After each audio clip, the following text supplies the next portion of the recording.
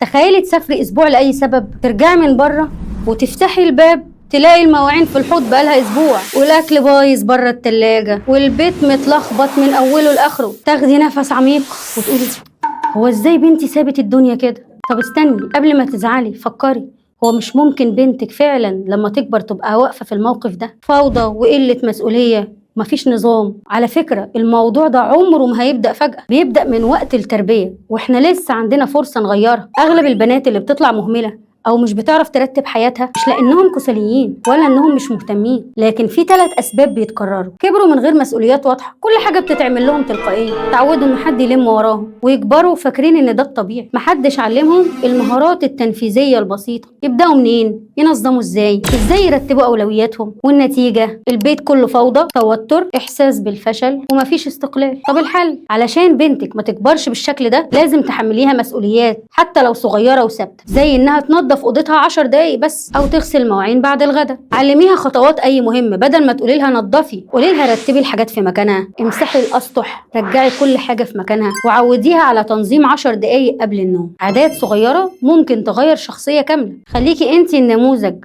خليكي قدوة بنتك تشوفك منظمة. هتكبر وهي متعودة تقلد نفس الروتين من غير ما تحسي. في الآخر بنتك مش هتطلع نسخة من كلامك، هتطلع نسخة من العادات اللي شافتها وعملتها وتعودت عليها كل يوم.